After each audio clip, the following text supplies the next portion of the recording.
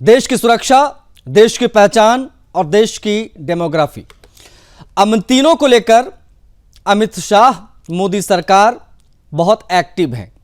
ये ऐसा कदम उठा रहे हैं जिसने बंगाल से लेकर असम तक सियासी हलचल भी तेज कर दी है और इन घुसपैठियों के अंदर खौफ भी पैदा हो गया है, क्योंकि अब सवाल सिर्फ वोट बैंक का नहीं है बल्कि भारत की बदलती आबादी और सीमाओं की सुरक्षा का है। और बंगाल जीतने के बाद भारतीय जनता पार्टी की सरकार बहुत ज़्यादा एक्टिव है और उसकी गंभीरता को देखते हुए गृह मंत्रालय ने एक हाई लेवल की कमेटी गठित कर दी है। इसका काम क्या होगा आपको बता देते हैं। इसका काम होगा ये पता लगाना कि देश के कुछ हिस्सों में, विशेष तौर पर जो सीमावर्ती राज्य हैं, including Tripura, including Assam and Bengal also, इन तमाम हिस्सों में आबादी का जो तेजी से हमने बढ़ाव देखा है, जो हमने बढ़ोतरी देखी है, वो एग्जैक्टली हो क्यों रहा है और कैसे हो रहा है? क्या ये सिर्फ प्राकृतिक है या जनसंख्या वृद्धि की वजह, या फिर घुसपैठ, ये अपने आप में जो सुनियोजित बसावट है उसका जो खेल है वो एक बहुत बड़ी वजह है? और सबसे ज़्यादा चर्चा हो रही है बंगाल और असम की। जैसा कि मैंने अभी बताया, वर्षों से अवैध घुसपैठ का मुद्दा राजनीतिक बहस का केंद्र यहाँ रहा है। केंद्रीय गृह मंत्री अमित शाह पहले भी कई बार कह चुके हैं कि बदलती डेमोग्राफी किसी भी राष्ट्र के लिए गंभीर चुनौती है। इस बार भी उन्होंने यही बात की और अब उसी चिंता को आधार बनाकर मोदी सरकार ने बड़ा प्रशासनिक और रणनीतिक कदम उठा दिया है। सरकार का साफ मानना है कि कुछ इलाकों में जनसंख्या बहुत असामान्य तरीके से बढ़ी है, बदली है। सिर्फ सामाजिक कारणों से नहीं बल्कि अवैध घुसपैठ, प्रशासनिक लापरवाही से भी जुड़ा ये विषय है। यानी अब पहली बार सिर्फ राजनीतिक बयान नहीं बल्कि सरकारी स्तर पर डेटा, रिपोर्ट और जांच के जरिए ये समझने की कोशिश होगी कि एग्जैक्टली ये जनसंख्या वृद्धि कैसे हुई, मतलब ये डेमोग्राफी कैसे बदली। अब आते हैं जवाब तो चाहिए कि उन सवालों पर जिन्हें आज हम इस विषय पे बात का आधार बनाएंगे, चर्चा का आधार बनाएंगे। पहला सवाल है, घुसपैठ के मुद्दे पर सरकार क्या निर्णायक कार्रवाई की तरफ बढ़ रही है? अब हम देखेंगे घुसपैठियों को डिपोर्ट होते हुए भी। खैर, दूसरा सवाल है कि बदलती आबादी की वजह सामाजिक बदलाव है या वाकई में जो सरकार का तर्क है कि सीमा पार से घुसपैठ वो है? तीसरा, बदलती डेमोग्राफी देश की सुरक्षा के लिए कितना बड़ा खतरा है? सीमावर्ती राज्यों की डेमोग्राफी इतनी तेजी से कैसे बदल गई?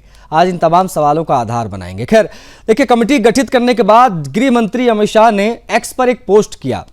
मुझे ये बताते हुए खुशी हो रही है कि सरकार ने इस कमेटी का गठन कर लिया है। ये देखिए क्या लिखा उन्होंने। जस्टिस रिटायर प्रकाश प्रभाकर नाव लेकर की अध्यक्षता में बनी इस कमेटी में जनगणना आयुक्त के साथ retired IAS Durga Shankar Mishra, retired IPS Balaji Srivastava और डॉक्टर शमिका रवि समिति के सदस्य होंगे। इसके बारे में खुद मुख्यमंत्री ने माफ कीजिएगा, गृह मंत्री अमित शाह जी ने जानकारी दी है। बाकायदा अधिकारियों के नाम भी मेंशन किए हैं। बता आपको ये दें कि ये कमेटी अगले 1 साल में गृह मंत्रालय को रिपोर्ट देगी। उसके आधार पर क्या एक्शन तय किया जाएगा, वो डेमोग्राफी जो चेंज हुई है इस पर वो गृह मंत्रालय लेगा। खैर, जैसे ही ये खबर सामने आई वैसे सियासत भी गर्मा गई। विपक्ष हमेशा की तरह सवाल उठाने लगा कि क्या सरकार डेमोग्राफी के नाम पर एक खास समुदाय को, जिसको मुसलमान से ही आप जोड़ सकते हैं, जिसको लेकर विपक्ष बहुत परेशान रहता है, कहा गया कि क्या ये लोग मुसलमानों को निशाना बनाना चाहते हैं? क्या ये चुनावी ध्रुवीकरण की तैयारी हो रही है? 29 का टारगेट सेट किया जा रहा है। आज विपक्ष के इन्हीं सवालों को आधार बनाएंगे, बात भी होगी, लेकिन उससे पहले कुछ प्रतिक्रियाएं हम आपको दिखा देते ताकि आप समझ पाएं कि मामला कितना गंभीर है। हम देश की सुरक्षा सुनिश्चित नहीं कर सकते। हमने क्षेत्रीय सुरक्षा का राज्य सरकारों के साथ रहकर चिंता भी करना पड़ेगा और वो जिम्मेदारी का निर्वहन भी करना पड़ेगा। हमारी जिम्मेदारी है कि सीमा से नजदीक 50 किलोमीटर के किसी भी गांव में कोई अवैध निर्माण होता है तो हम सिविल प्रशासन को सूचित करें, कलेक्टर को सूचित करें, एसपी को सूचित करें। हमारी जिम्मेदारी है कि 50 किलोमीटर की बॉर्डर तक के सभी गांवों में जनसांख्यिकी का परिवर्तन हो रहा है, कृत्रिम परिवर्तन हो रहा है, तो उसके प्रति सजग रहकर राज्य सरकार को आगाह करें। हम लोग यहाँ से बोल रहा था तो अब वहां से उनका जो स्पोक्स पर्सन है, मैं देखा था सोशल मीडिया में और यूट्यूब में आया, जो उन्होंने बताया जो बांग्लादेशी है वो तो हम लोग ले लेगा, तो ये सब बांग्लादेशी है, इसको ले लेना चाहिए। लेकिन ये लोग को, पुलिस को हम लोग बता दिया जेल में भेजने का जरूरत नहीं है। देश के रुपया में खाना खाएगा, कपड़ा देगा, मेडिसिन देगा, एक दामाद है ये लोग। जल्दी जल्दी भागो, जल्दी जल्दी भागो, नहीं तो जो करना है सरकार करे। देखिए, अच्छी चीज है, और भारत के गृह मंत्री जी ने जो उच्च स्तरीय कमेटी बनाई है, बहुत अच्छी चीज है, और जरूर बदलाव को देखना चाहिए है, और सरकार को अपनी जनता के ऊपर, अपने लोगों के ऊपर पूरी तरीके से निगाह रखना चाहिए। कहाँ जनसंख्या घट रही है, कहाँ जनसंख्या बढ़ रही है, कहाँ के ऊपर कौन क्या कारोबार कर रहा है। मगर मैं भारत के गृह मंत्री श्री अमित शाह जी से गुजारिश करना चाहता हूँ कि मैं अल्पसंख्यक शिया समुदाय से हूँ, और ऑल इंडिया शिया फसला बोर्ड का राष्ट्रीय महासचिव हूँ। मैं ये कहना, तो कमेटी गठित हो गई है, 1 साल में वो गृह मंत्रालय को अपनी रिपोर्ट देगी और तमाम चीजें हैं, उसी पर आज हम बात करेंगे। पूरा पैनल हमारे साथ कनेक्ट हो गया है, बता देते हैं आपको कि कौन कौन से गेस्ट हैं। तपोष पाल जी हैं, भारतीय जनता पार्टी के प्रवक्ता हैं। तपोष जी, बहुत स्वागत है आपका। हरिनाथ उपाध्याय जी हैं, कांग्रेस पार्टी का पक्ष रखेंगे। उपाध्याय जी, आपका भी बहुत स्वागत है सर। हमारे साथ सुरेंद्र स्वामी जी हैं, राजनीतिक विश्लेषक। सर, आपका भी बहुत स्वागत है। तपोष पाल, पहली प्रतिक्रिया आपकी। ये तो अमित शाह जी ने समझा दिया कि ये घुसपैठ कितनी बड़ी समस्या है देश की सुरक्षा के लिहाज से, लेकिन अब आप समझाइए हमारे दर्शकों को कि इस पूरे नेटवर्क पर, राष्ट्रीय स्तर पर हम क्या कार्रवाई अगले 1 साल में देखेंगे, ये कमेटी क्या करने जा रही है और उसकी क्यों आवश्यकता थी इतनी ज्यादा। जी, आज सबसे पहले तो देखिए, राम लक्ष्मण द्वादशी की बहुत हार्दिक शुभकामनाएं आप सभी लोगों को। देखिए, ये जो आज का विषय है ये बहुत ही इम्पोर्टेंट है, क्योंकि आप देखिए 1998 की रिपोर्ट जो है वो ये कहती है कि असम में डेमोग्राफी बहुत भारी तरीके से और तेजी से बदल रही है, और 2005 में सुप्रीम कोर्ट कहती है कि अघोषित बाहरी आक्रमण हो रहा है, और सीमावर्ती जिलों का डेटा ये कहलाता है, मतलब you can find out with that data कि असामान्य जनसंख्या वृद्धि वहां पे हो रही है। और विपक्ष के साथ क्या है कि वो इन सारी चीजों को बहुत अच्छे तरीके से सपोर्ट देती है। पश्चिम बंगाल की मैं बात बता दूं, पश्चिम बंगाल में जिस समय कम्युनिस्ट गवर्नमेंट हुआ करती थी, उन्होंने जहां पे हिंदू बाहुल्य एरिया था वहां पर भी इन बांग्लादेशियों को जबरदस्ती मुस्लिम एरिया बनाए गए जबरदस्ती की, वहां पे उनको बसाए जिससे कि इनके वोट बैंक सेफ रहे, और उस आधार पे कम्युनिस्ट काफी दिनों तक उन जगहों पे वो डोमिनेट करती रही, जीतती रही, इलीगल तरीके से जीतती रही, उसके कारण वहां के लॉ एंड ऑर्डर बहुत ज्यादा खराब हुआ था। देखिए, आज ये जो कदम है ये कारगर कदम है और बहुत ही इंपॉर्टेंट है, क्योंकि प्रधानमंत्री जी ने पहले ही कह दिया है कि ये भारत जो है कोई धर्मशाला नहीं है कि यहाँ पे कोई भी आके यहाँ रहना शुरू कर दे। तपोष जी, एक बार मैं ओपनिंग रिमार्क सर सभी का हो जाए, तपोष जी, उसके बाद में और डीपली इस पे चर्चा करेंगे। बड़े सारे सवाल है मेरे पास आपसे पूछने के लिए। हरिनाथ उपाध्याय जी, कांग्रेस पार्टी सर घुसपैठियों के विषय को लेकर कितनी गंभीर है, ये जरा एक बार हमारे दर्शकों को बता दीजिए। और दूसरी बात, जो स्टेप उठाया है केंद्र सरकार ने, उसको आप लोग किस प्रकार से देख रहे हैं? हरिनाथ उपाध्याय जी।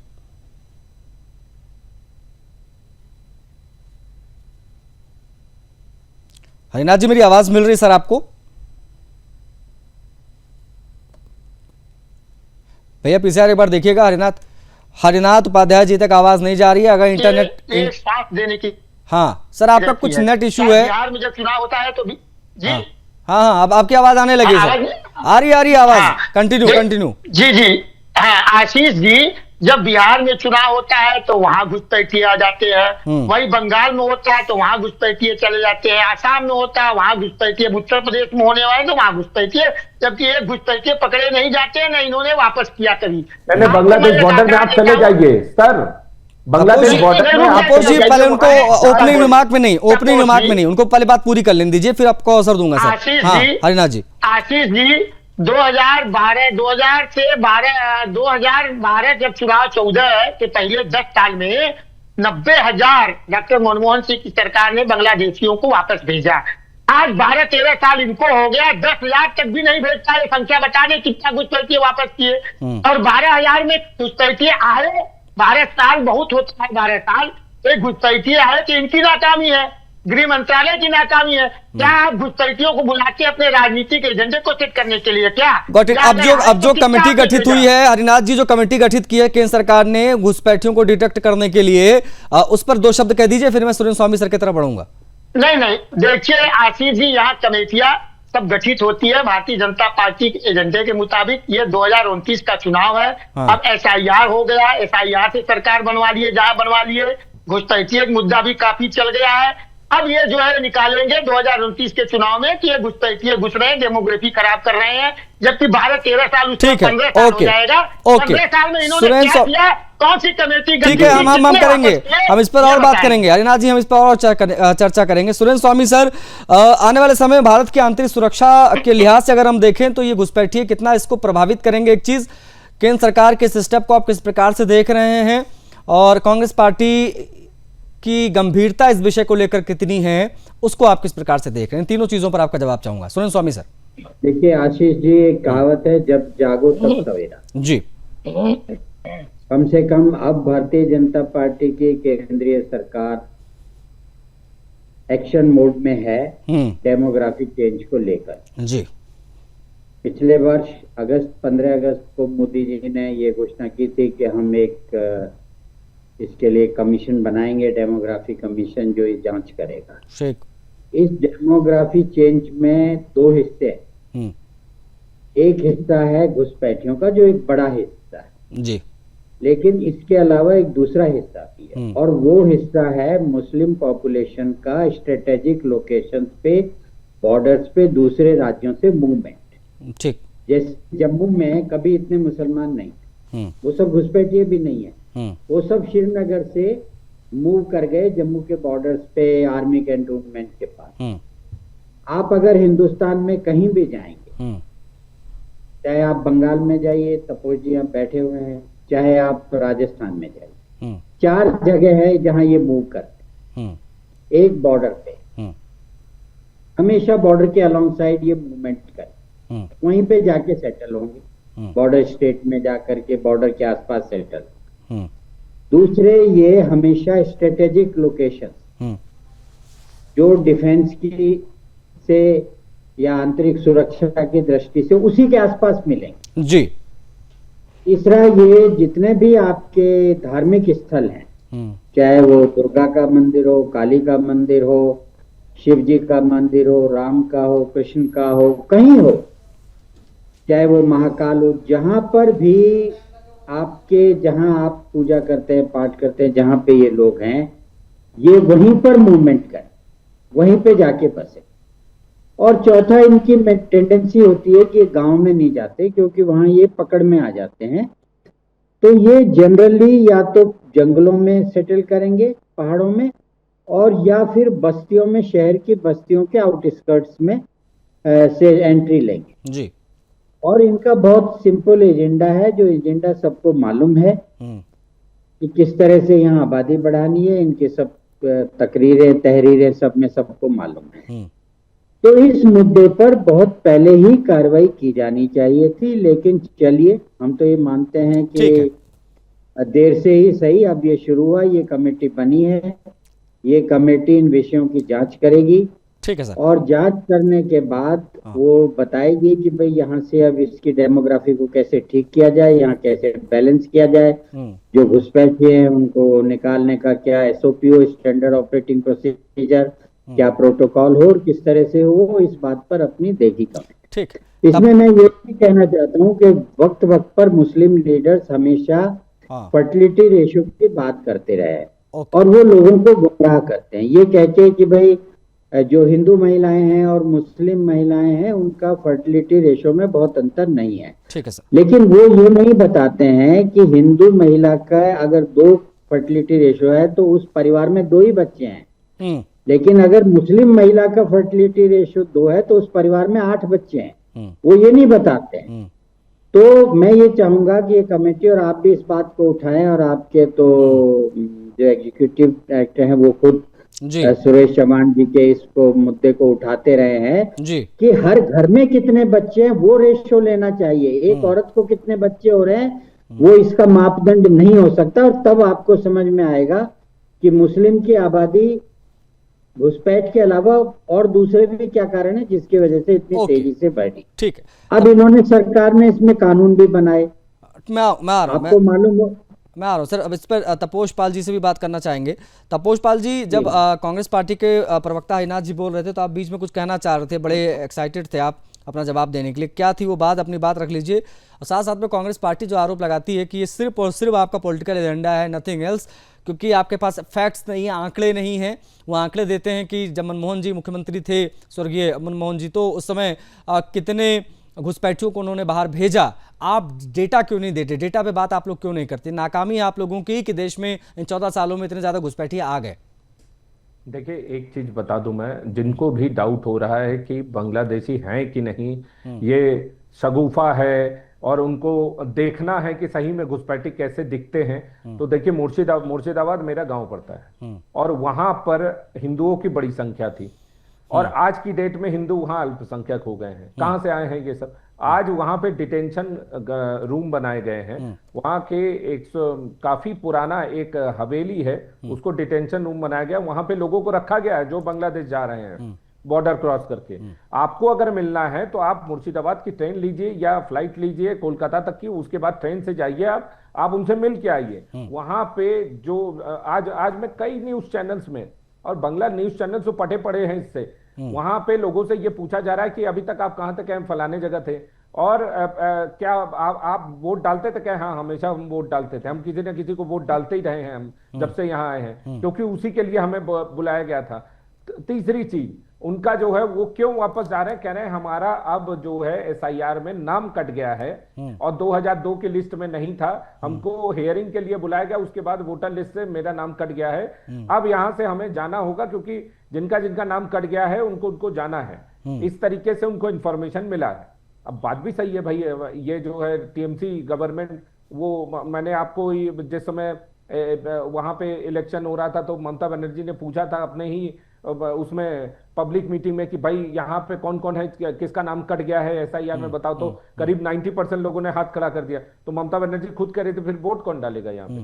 तो चक्कर ये है कि उनके जितने सपोर्टर थे वो बांग्लादेशी थे और उनके नाम कट गए हैं 2002 में। उन्होंने सारे दस्तावेज भी दिखाए वहां पे, जो लोग अभी मुर्शिदाबाद के एरिया से उधर ट्रांसफर ले रहे हैं उनको डेली हैंडओवर किया जा रहा है।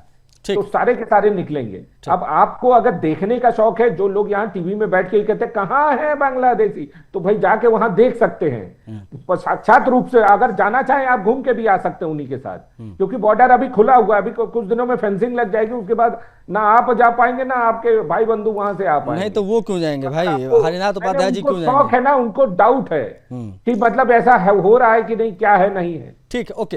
हरिनाथ उपाध्याय जी, सर ये बताओ, आपकी डेमोग्राफी तो बदल रही है, इसके आंकड़े चुनाव आयोग ने भी दिए हैं कि किस प्रकार से, हमने देखा एसआईआर के दौरान भी बहुत सारे आंकड़े निकलकर सामने आए, किस प्रकार से 105-110% के हिसाब से आबादी बढ़ी है बड़े पैमाने पर, सिर्फ मुसलमानों की बढ़ी है। ये मुर्शिदाबाद में भी हमने देखा, मालदा, तमाम जगहों के ये आंकड़े आए हैं।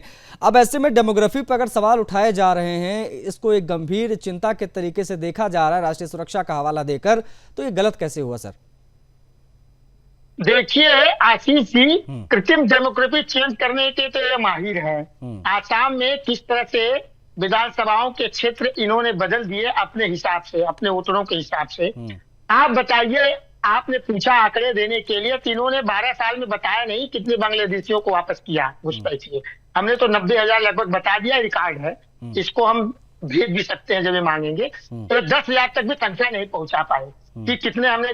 और बिहार में जब एसआईआर हुआ, 65 लाख लोगों का नाम कटा, चुनाव आयोग को निर्देश दिया कोर्ट ने, सुप्रीम कोर्ट ने, कि उसको प्रकाशित करिए नाम। इन्होंने प्रकाशित किया, उसमें से एक भी नहीं बता पाए कि कितने घुसपैठिए बांग्लादेशी है।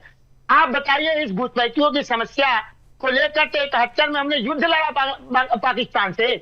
आखिर तो उस समय जब हमारे यहाँ शरणार्थियों की भार बढ़ी, तभी ना पूर्व प्रधानमंत्री, हमारी देश की दुर्गा लौह महिला इंदिरा गांधी ने कहा कि हम शरणार्थियों को बर्दाश्त नहीं कर सकते हैं, हमारी इतनी क्षमता नहीं है कि हम बर्दाश्त करेंगे, और पाकिस्तान के 2 टुकड़े भी किए। इतना बड़ा हमने काम किया। 90,000 से अधिक मनमोहन सिंह की सरकार में वापस किए, उनकी जांच करा करके। ये बताए कितने जांच करा के वापस भेजे, उसकी संख्या इन्होंने नहीं बता पाई। देखिए, कुल मिला जुला के अगर इनके मन में ईमानदारी होती तो 12 साल में धीरे धीरे अगर घुसपैठी आए हैं तो इनको वो भेजे, अगर आए भी है 3 कार्यकाल में आए if you have any doubt, क्या आपको डाउट है कि नहीं हरिनाथ जी, क्या आप लोगों को डाउट है कि कोई घुसपैठिया नहीं आया है? तो क्या आप कह रहे हैं कि अगर कोई घुसपैठिया आया है तो? नहीं देखिए आशीष जी, हम कैसे कर सकते हैं? अब ये तो आंकड़ा सरकार बताएगी ना कितने घुसपैठिए हैं, ये हम कैसे कर सकते कि नहीं आए हैं? अरे 2-4 10 तो आई होंगे, तभी ने 90,000 हमने वापस किया था। ये कितने को वापस किया? अगर आए हैं तो 12 साल में इनके कार्यकाल में आए हैं। ये जो तस्वीरें हम दिखा रहे हैं हरिनाथ जी, जो टीवी पे अभी आप चर्चा कर रहे हैं, लाइव चैनल पे चर्चा आपकी जारी है, और ऊपर जो विजुअल हम दिखा रहे हैं उसमें सब घुसपैठिए हैं सर, ये भाग भाग के बांग्लादेश जा रहे हैं। कौन है ये लोग? आशीष जी थे 12 साल में इनके कार्यकाल में आए। ये अभी है कौन? बस मुझे आप ये बता दो, ये है कौन? ये जो सब परिवार गठरी मुठरी बांध के जा रहे हैं, ये कौन है? ये बताइए, ये तो सरकार का काम है कि ये कैसे आए अंदर 12 साल में। और आशीष जी एक बात बताएं, ये आज हो गया 2019 से इतने साल हो गया, 7-8 साल हो गया, ये पुलवामा कांड के घुसपैठियों को नहीं पकड़ पाए, पहलगाम के घुसपैठियों को नहीं पकड़ पाए इन्होंने। अब ये घुसपैठी आम जनता की बात कर रहे हैं। मैं समझ पाता हूँ सुरेंद्र स्वामी सर कि मैं बात कर रहा हूँ डेमोग्राफी चेंज पे, और भाई साहब पहुंच गए पुलवामा और ना जाने क्या क्या, इसकी क्या आवश्यकता लगती है? कहाँ गए? ठीक है, मैं समझ गया, मैं आ गया, मैं एक लाइन जल्दी से तपोज जी जल्दी से। हाँ, फिर मैं सुरेंद्र स्वामी ठीक है, हो गया हरिनाथ सर, हो गया। सिराजुद्दौला के समय में, सिराजुद्दौला के समय में जो मस्जिदें मतलब वो पुरातत्व विभाग के पास थी, वो मस्जिदों के वो उसको रिवाइव कर दिया गया है। आपको मालूम है इतनी घुसपैठी वहां बढ़े हैं, एक एक करके पुराने जो सिराजुद्दौला पता नहीं किसके किसके नवाब के समय के जितने मस्जिदें हैं, कितने वापस किए?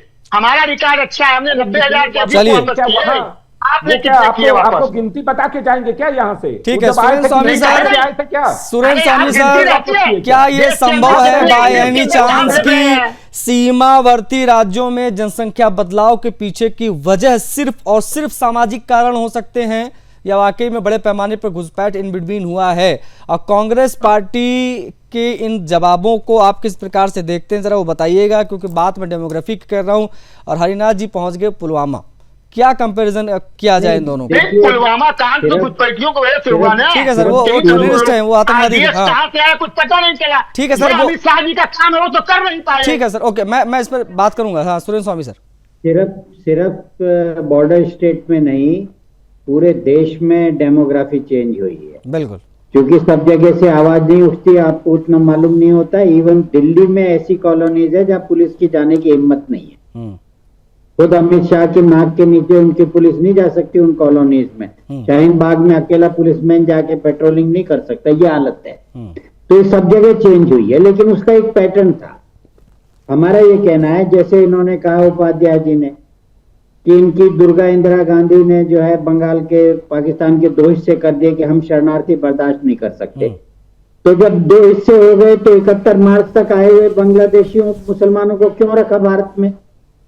क्यों रखा? उनको वापस करना चाहिए था।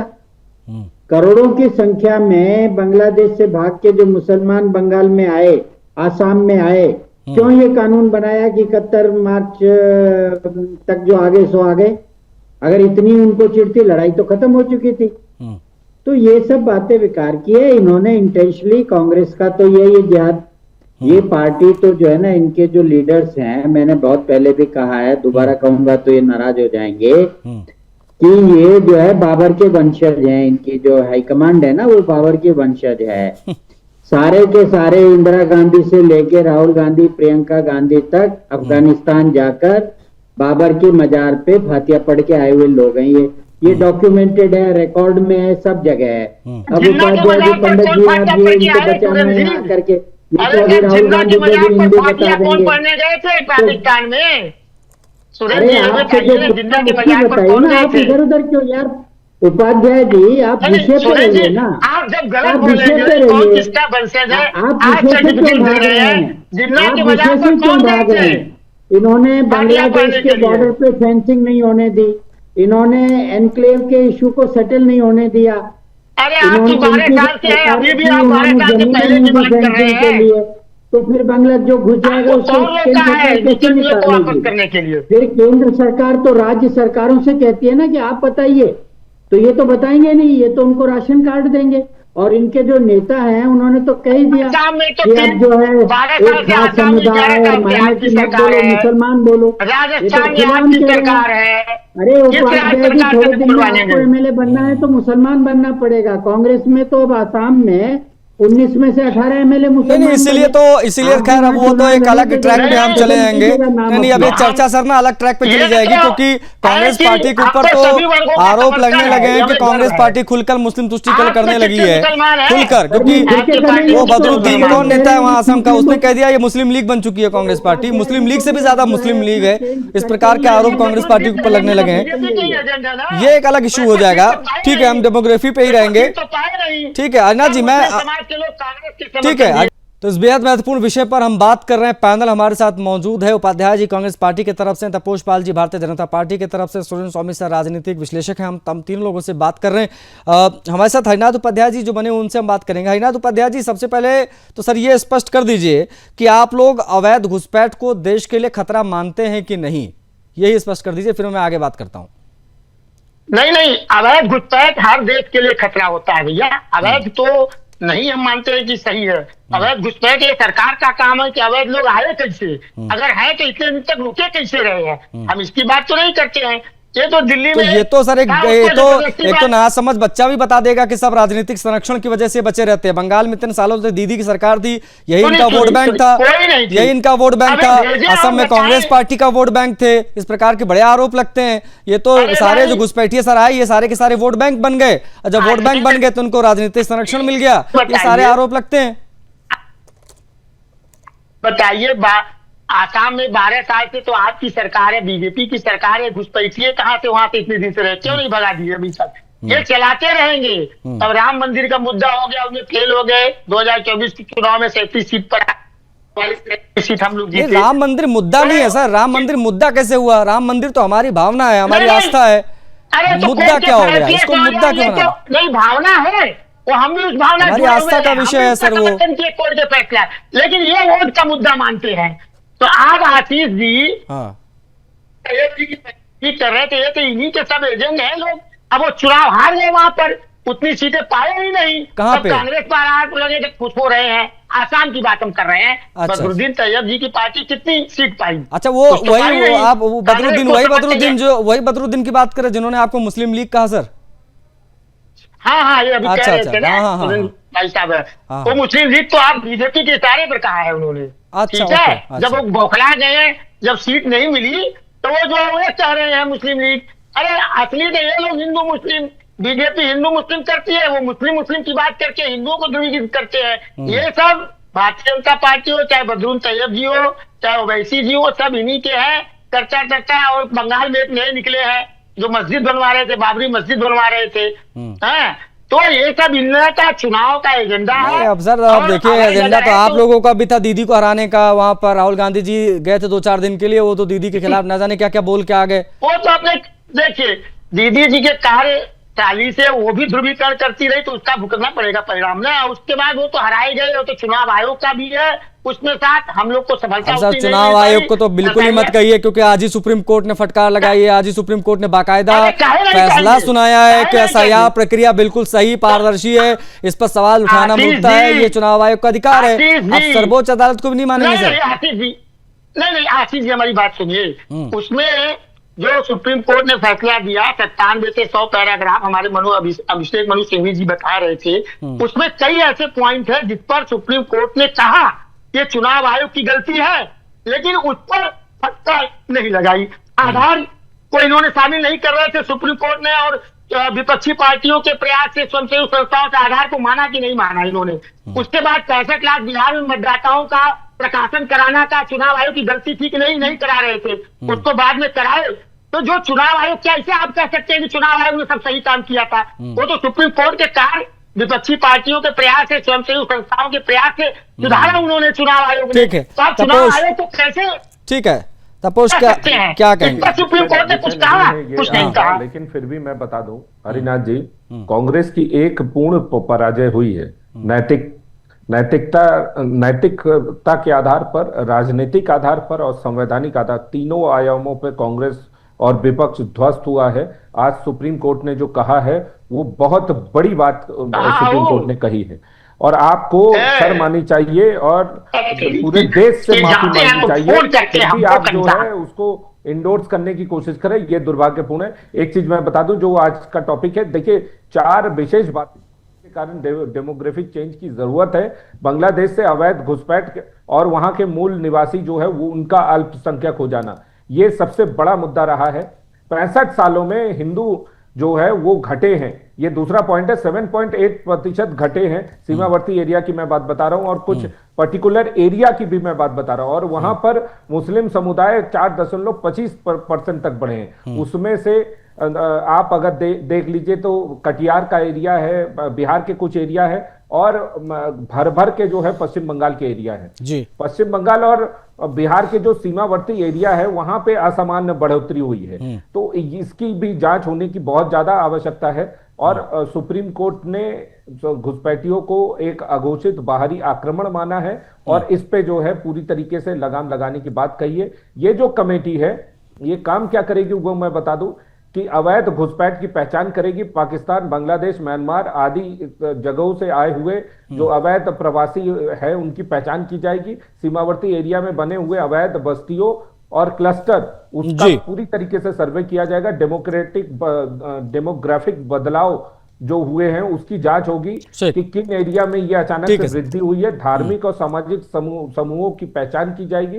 जनसंख्या के असामान्य तरीकों और उनके जो मूवमेंट्स है उन पर भी काम किया जाएगा। राष्ट्रीय सुरक्षा पर प्रभाव जो पड़ा है, सीमा पार से ड्रग्स, हथियार, आतंकवाद, घुसपैठ, इन सब के नेटवर्क्स को खगाला जाएगा।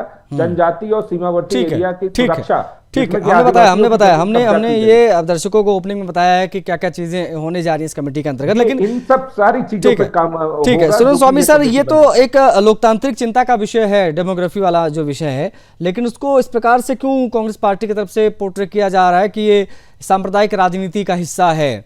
इस प्रकार से क्यों कांग्रेस पार्टी देखती है? ये एक बार कहते भी हैं कि हाँ ये वाकई चिंता का विषय होता है अवैध घुसपैठ, लेकिन इसको ये लोग कभी ये स्वीकार नहीं करते कि ये लोकतांत्रिक चिंता का विषय है। इसको बार बार इस सांप्रदायिक रंग देने की कोशिश क्यों करते हैं? उनके एमएलए वही हैं, तो उनसे आप क्या उम्मीद रखते हैं? लेकिन आशीष जी, मैं जो शुभेंदु अधिकारी की सरकार है उनको साधुवाद देता हूँ कि वो जो उन्होंने वादा किया था बंगाल के लोगों से, उस पे वो खरे उतर रहे हैं।